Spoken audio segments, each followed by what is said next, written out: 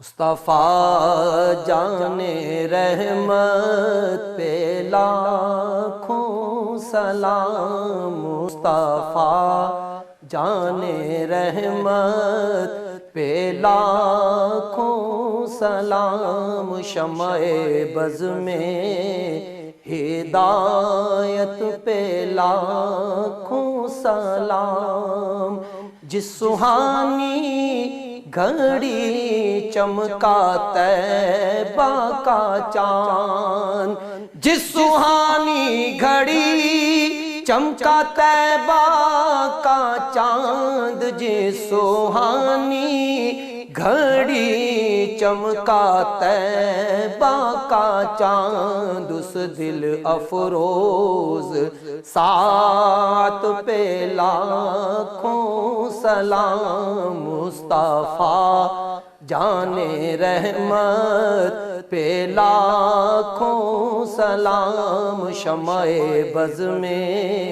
ہدایت پہ لاکھوں سلام، جس کی تسکین سے روتے ہوئے ہنس پڑے، جس کی تسکین سے روتے ہوئے ہنس پڑے، جس کی تسکین سے روتے ہوئے ہنس پڑے، اس تبسم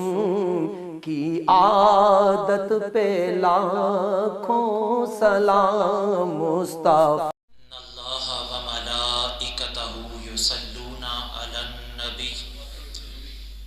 یا ایہا الذین آمنوا صلوا علیہ وسلموا تسلیما، اللہم صلی علی سیدنا و مولانا محمد وعلی آل سیدنا و مولانا محمد وبارک وسلم، الصلاة والسلام علیک یا سیدی یا رسول اللہ وعلی آلک واصحابک یا سیدی یا حبیب اللہ، الصلاة والسلام علیک یا سیدی یا رحمت للعالمین وعلی آلک واصحابک یا سیدی یا خاتم النبیین۔ اللہ رب العزت کی حمد و ثنا اور حضور نبی رحمت شفیع یوم محشر مصطفیٰ کریم صلی اللہ علیہ وآلہ وسلم کی بارگاہ ناز میں درود و سلام کا نذرانہ پیش کرنے کے بعد، عزت و احترام کے لائق برادران اسلام، احباب ذی وقار، گزشتہ جمعۃ المبارک پہ ہم نے والدین کی عظمت کے عنوان سے قرآن و سنت کی روشنی میں چند باتیں سیکھی تھیں۔ حسب وعدہ آج اسی عنوان کو آگے لے کر کے چلنا ہے۔ اللہ کریم کی بارگاہ میں دعا ہے، خالق ارض و سما میری زبان پہ کلمۃ الحق جاری فرمائے اور قابل عمل باتوں پہ ہم سب کو عمل کی توفیق عطا فرمائے۔ کتاب حکمت صحیفہ نور قرآن مجید کی روشنی میں نے آپ کے سامنے پارہ نمبر 15 کی ایک آیہ مقدسہ کا مختصر سا حصہ تلاوت کرنے کی سعادت حاصل کی ہے۔ اللہ فرماتا ہے فَلَا تَقُلْ لَهُمَا اُفٍّ، جب ماں باپ بڑھاپے کی عمر کو پہنچ جائیں، دونوں یا دونوں میں سے کوئی ایک، اولاد کی ذمہ داری اس وقت یہ ہے کہ ماں باپ کے سامنے اف بھی نہ کہیں۔ حضرت امام فخر الدین رازی علیہ الرحمہ لکھتے ہیں اف کا معنی یہ ہے کوئی شخص اپنے ہاتھ کی ہتھیلی پہ ریت رکھے اور اس ریت کو پھونک سے اڑائے۔ ریت اڑانے کے لیے جو پھونک کی آواز پیدا ہوتی ہے یہ آواز اف کہلاتی ہے۔ اتنی آواز بھی ماں باپ کے سامنے بلند نہیں کرنی، ان کے سامنے اف تک نہیں کہنا۔ جب دونوں بڑھاپے کو پہنچ جائیں یا دونوں میں سے کوئی ایک بڑھاپے کو پہنچے، اس وقت ان سے محبت، پیار، عزت، عظمت سے پیش آنا ہے۔ بڑھاپے کی کیفیت میں والدین اکثر ایسے ہوتا ہے بیماری کی وجہ سے، معذوری کی وجہ سے بول و براز کے لیے محتاج ہو جاتے ہیں کسی کے، تو اولاد کو چاہیے کہ ان کو بول و براز کراتے وقت، ان کو صفائی ستھرائی کرواتے وقت اپنے منہ پہ رومال بھی نہ رکھیں۔ نفرت والدین سے نہیں ہوتی، نفرت نجاست سے ہوتی ہے، لیکن قرآن بتا رہا ہے ماں باپ بوڑھے بھی ہو جائیں تو ان کی خدمت ایسے انداز سے کریں کہ ماں باپ کو بھی خدمت کا مزہ آ جائے اور اللہ اور اللہ کے رسول کو بھی تمہاری خدمت پسند آ جائے۔ اس لیے اس ماحول میں منہ نہیں بنانا، ناک پہ کپڑا، ماسک وغیرہ نہیں چڑھانا، بلکہ محبت، پیار، ذوق شوق سے ماں باپ کی خدمت کا اہتمام کرنا ہے۔ یہ قرآن کا حکم ہے۔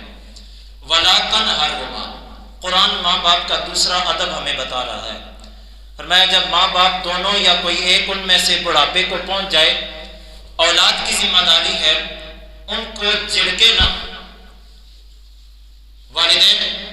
ایک بات 10 دفعہ پوچھیں، اولاد کی ذمہ داری ہے کہ 10 دفعہ محبت، پیار کے ساتھ اس بات کا جواب دیں۔ اس کی وجہ یہ ہے چھوٹا بچہ جب ماں باپ کی انگلی پکڑ کر کے چلتا ہے تو بچہ ایک چیز کے بارے میں 10 مرتبہ 100 مرتبہ پوچھے، والدین کبھی اس کو برا نہیں محسوس کرتے، اس ایک چیز کا جواب 10 دفعہ 100 دفعہ دینا پڑے تو چھوٹے بچے کی معصومیت کو سامنے رکھ کر ایک ہی بات کا جواب 100 دفعہ دیتے ہیں۔ اور جب والدین بوڑھے ہو جائیں، اس اولاد کو چاہیے کہ جس طرح بچپن میں انہوں نے ہمارے سوالات کے جوابات ایک سے زائد مرتبہ دیے ہوتے ہیں، تو اگر وہ ایک بات 10 دفعہ پوچھیں تو اولاد کو بھی چاہیے کہ والدین کے ان سوالات کا جواب 10 دفعہ سے زائد مرتبہ بھی دینا پڑے تو محبت سے دیں۔ آگے سے منہ نہیں بنانا چاہیے، ابا جی ابھی تو بات بتائی ہے، آپ کو سمجھ نہیں آتی، آپ کا خیال کہاں ہوتا ہے، ایسے باتیں کرنا قرآن اس چیز سے منع کرتا ہے۔ فرمایا وَلَا تَنْهَرْهُمَا، ماں باپ کو جھڑکنا نہیں ہے، ان کے سامنے بلند آواز سے بات نہیں کرنی۔ تیسرا ادب قرآن ہمیں سکھا رہا ہے۔ قرآن کہتا ہے جب ماں باپ دونوں یا ان میں سے کوئی ایک بڑھاپے کو پہنچ جائیں تو اولاد کی ذمہ داری یہ بھی ہے کُلَّهُمَا قَوْلًا کریما، ماں باپ سے ایسے انداز میں بات کریں جس سے محبت پھوٹ رہی ہو، جس انداز سے، جس گفتگو سے ماں باپ کا دل محبت اور پیار سے جوش مارنے لگے، ایسے الفاظ کا چناؤ کر کے ماں باپ کی خدمت کریں، ان سے بات کریں۔ اور اگر ایسے الفاظ کا انتخاب نہیں کر سکتے تو کوشش کریں ماں باپ کے سامنے باادب ہو کے خاموشی کا مظاہرہ کریں۔ قرآن کہہ رہا ہے والدین سے جب بھی بات کرنی ہے نرم لہجے میں، محبت بھرے لہجے میں، پیار بھرے انداز میں بات کرنی ہے۔ اور چوتھا ادب قرآن ہمیں سکھاتا ہے کہ جب والدین بڑھاپے کو پہنچ جائیں تو اولاد کی ذمہ داری یہ ہے، اولاد ہر لحظہ ہر لمحہ اپنے ماں باپ کے لیے ان الفاظ میں دعا کرے، رب ارحمہما کما ربیانی صغیرا، اے میرے اللہ میرے ماں باپ پر تو ایسے ہی رحمتیں نازل فرما جیسے انہوں نے بچپن کی اس ننھی عمر میں ہماری تربیت کی ہے، میری پرورش کی ہے۔ یہ قرآن نے ہمیں 4 ادب ماں باپ کی خدمت کے حوالہ سے سکھائے ہیں۔ اولاد کو چاہیے ان 4 آداب کو خصوصاً اپنی زندگی کا وظیفہ بنائے اور والدین کے سامنے جب بھی پیش ہو تو ان 4 آداب کو سامنے رکھ کے پیش ہونا چاہیے۔ حضرت امام حسن علیہ السلام نبی کریم علیہ السلام کے نواسے ہیں، بہت بزرگ شخصیت، بہت اعلیٰ کمال کے مالک ہیں، ان کی عظمت کا کوئی انکار نہیں کر سکتا۔ اتنے بلند رتبہ اور اتنے باکمال شخص ہیں حضرت امام حسن رضی اللہ عنہ و سلام اللہ علیہ۔ آپ نے ساری زندگی اپنی ماں جنتی عورتوں کی سردار رسول اللہ علیہ الصلوۃ والسلام کی پیاری لخت جگر حضرت سیدہ فاطمہ زہرا سلام اللہ علیہا کے ساتھ بیٹھ کے ایک برتن میں کھانا نہیں کھایا ساری عمر۔ ایک دن ماں کی ممتا جوش میں آئی، حضرت سیدہ فاطمہ زہرا سلام اللہ علیہا نے محبت پسری کی وجہ سے، شوق پسری کی وجہ سے بیٹے سے پوچھ لیا، بیٹا میرا دل کرتا ہے تو میرے ساتھ بیٹھ کے ایک دسترخوان پہ ایک برتن میں کھانا کھائے میرے ساتھ مل کے، تو ایسا تو کیوں نہیں کرتا، میرے ساتھ بیٹھ کے کھانا کیوں نہیں کھاتا؟ حضرت امام حسن علیہ السلام کا کمال ادب دیکھیے، نبی کریم علیہ السلام کی آغوش میں جنہوں نے پرورش پائی ہے، ان پاکیزہ صفت نواسوں کی ماں باپ کی خدمت اور ادب ملاحظہ کیجئے۔ حضرت امام حسن عرض کرنے لگے، امی جان کس کا دل نہیں کرتا کہ ماں باپ کے ساتھ مل کے ایک دسترخوان پہ بیٹھ کے کھائے، ایک برتن میں بیٹھ کے کھائیں، میرا بھی دل کرتا ہے۔ جس طرح آپ کے سینے میں محبت پسری جاگی ہے، میرے سینے میں دھڑکنے والے دل کے اندر ماں کی ممتا کا جو پیار اور محبت ہے وہ بھی جاگتا ہے، لیکن کتراتا ہوں، آپ کے ساتھ بیٹھ کے ایک دسترخوان پہ ایک برتن میں کھانے سے دور اس لیے بھاگتا ہوں، وجہ یہ ہے میرا یہ خیال ہے جس نوالے پر میری ماں کی نظر پہلے پڑی ہو اور میری ماں کی یہ خواہش ہو کہ پہلے میں اس نوالے کو اپنے منہ میں ڈالوں گی، لقمہ بنا کے اندر حلق میں داخل کروں گی، کہیں ایسا نہ ہو مجھ سے بے ادبی ہو جائے اور وہ نوالا جس پہ میری ماں کی نظر ہے ماں سے پہلے میں توڑ کے اپنے پیٹ میں داخل کر لوں۔ میں اس بات کو بے ادبی خیال کرتا ہوں، اس بے ادبی کے خوف سے اور اس عمل سے بچنے کے لیے آج تک امی جان آپ کے ساتھ بیٹھ کے ایک برتن میں کھانا نہیں تناول کیا،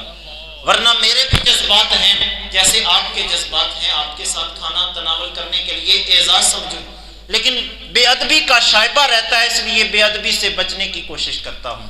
سوچئے حضرت امام حسن رضی اللہ عنہ اس قدر بلند رتبہ ہستی ہونے کے باوجود ماں کی خدمت، ماں کے آداب کا خیال کر رہے ہیں۔ میں اور آپ ہمیں بھی کوشش کرنی چاہیے ان پاکیزہ صفت صحابہ کرام علیہ رضوان کی سنت کے مطابق ماں باپ کی خدمت کریں، ان کے آداب و احترام کا خیال رکھیں۔ نبی کریم علیہ السلام کی کثیر التعداد احادیث ایسی ہیں جو ہمیں اس بات کی دعوت دیتی ہے کہ ماں باپ کو تکلیف نہیں پہنچانی۔ ایک دن اللہ کے نبی علیہ السلام نے ارشاد فرمایا، وہ شخص بڑا بدبخت ہے، مفہوم حدیث ہے، جو ماں باپ کو گالی دیتا ہے۔ صحابہ کرام علیہ رضوان عرض گزار ہوئے، یا رسول اللہ صلی اللہ علیہ وسلم کیا دنیا میں کوئی ایسا انسان بھی ہوگا جو اپنے ماں باپ کی خدمت کی بجائے ان کو گالیاں دے گا؟ اللہ کے نبی علیہ السلام نے ارشاد فرمایا، میرے صحابہ نعم، دنیا میں کئی لوگ ایسے بستے ہیں یا آئیں گے جو ماں باپ کو گالیاں دیں گے۔ پوچھا یا رسول اللہ کیسے؟ فرمایا جب تم کسی دوسرے کے ماں باپ کو گالی دیتے ہو، بدلے میں وہ تمہارے ماں باپ کو گالی دے گا، تو اپنے ماں باپ کو گالی دینے کا سبب تم خود بنے ہو، لہٰذا یہ اتنا برا عمل اللہ کی بارگاہ میں کہ اس سے بڑا بدبخت انسان کوئی نہیں ہے۔ تو ماں باپ کو تکلیف اگرچہ بندہ براہ راست نہ بھی دے، لیکن اس انداز سے بھی تکلیف ہوتی ہے تو ایسے عمل سے بھی ہمیں دین اسلام منع کرتا ہے۔ ہمارا دین ہمیں یہ مزاج دیتا ہے کہ ماں باپ ہر حال میں پریارٹی دینی ہے اور ان کے عزت و احترام میں کوئی فرق نہیں آنا چاہیے۔ ایک بہت بڑے بزرگ گزرے ہیں، حضرت امام ابو اسحاق اسفرائینی رحمت اللہ علیہ، محدث ہیں، نبی کریم علیہ السلام کی احادیث لوگوں کو تعلیم دیتے تھے۔ یہ حضرت امام ابو اسحاق اسفرائینی علیہ الرحمہ، ان کی مجلس حدیث میں بیٹھنے والا ایک شاگرد حدیث کا نور لینے کے بعد واپس گھر جاتا ہے، رات آتی ہے، سوتا ہے تو خواب میں دیکھتا ہے کہ میرے استاذ گرامی محدث ابو اسحاق اسفرائینی رحمت اللہ علیہ کی داڑھی مبارک موتیوں سے چمک رہی ہے۔ صبح ہوئی، دوبارہ استاد کی مجلس حدیث لگی، رسول اکرم پیغمبر حسن و جمال صلی اللہ علیہ وسلم کی پاکیزہ احادیث کا نور استاذ بانٹنے لگے۔ جب درس حدیث اینڈ ہوا تو وہ شاگرد عرض گزار ہوا، حضرت ایک سوال ہے، جواب چاہتا ہوں۔ فرمایا کیا سوال ہے تمہارا؟ کہنے لگا حضور رات خواب میں نے آپ کو دیکھا ہے، آپ کی جو داڑھی مبارک ہے وہ موتیوں سے چمک رہی ہے۔ بات سمجھ نہیں آئی، دن کے اجالے میں ہم آپ کی داڑھی دیکھتے ہیں، اگرچہ نور علی نور ہے لیکن موتیوں سے چمکتی نظر نہیں آتی، کیفیت ایسی نہیں ہے، لیکن خواب میں کچھ اور دیکھا ہے۔ محدث ابو اسحاق اسفرائینی رحمت اللہ علیہ اپنے شاگرد اپنے تلمیذ کے اس سوال پر فرمانے لگے، یہ اللہ کا فضل ہے مجھ پہ، یہ اللہ کا کرم ہے مجھ پہ کہ میں تمہیں جہاں احادیث رسول پڑھاتا ہوں وہاں ان پہ عمل کرنے کا بھی اہتمام کرتا ہوں۔ میں نے اللہ کے نبی علیہ السلام کے فرامین پڑھے ہیں کہ جس کا باپ راضی ہے عرش والا رب رحمان بھی اس سے راضی ہے، جس سے ماں راضی ہے عرش والا رب رحمان بھی اس سے راضی ہے۔ میں یہاں سے حدیث پڑھا کے گھر جاتا ہوں، میری ایک بوڑھی ماں ہے،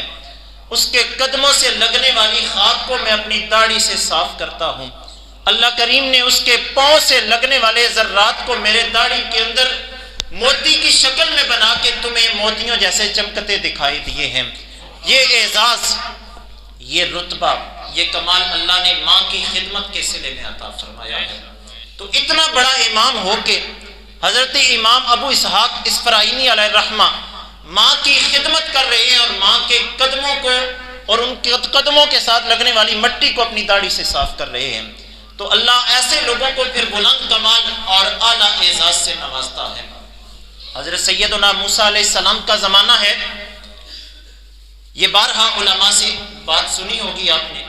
کہ جناب سیدنا موسیٰ علیہ السلام کے زمانے میں آپ نے رب ذوالجلال کی خدمت میں عرض کی، اے اللہ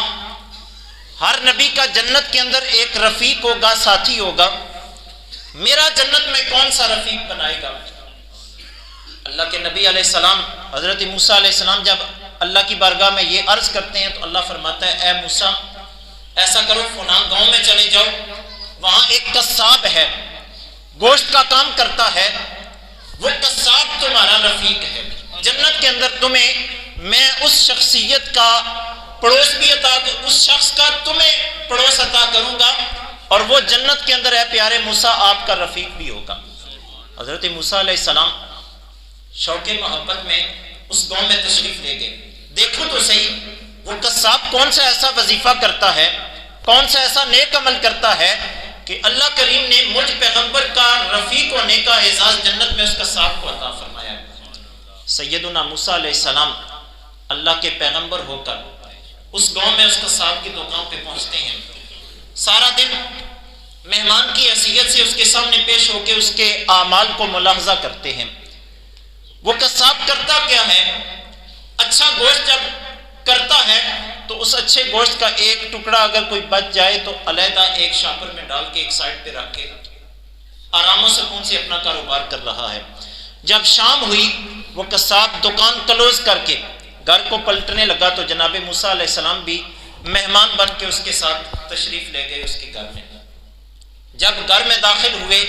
تو حضرت سیدنا موسیٰ علیہ السلام نے دیکھا وہ قصاب گھر کے اندر ایک عظیم الشان اور معذور ماں رکھتا ہے، اور گھر میں داخل ہوتے ساتھ ہی ماں کی خدمت پہ لگ جاتا ہے۔ سارا دن گوشت جو اس نے بچا کے رکھا ہوتا ہے اچھے اچھے ٹکڑے وہ ایک ہنڈیا میں ڈالتا ہے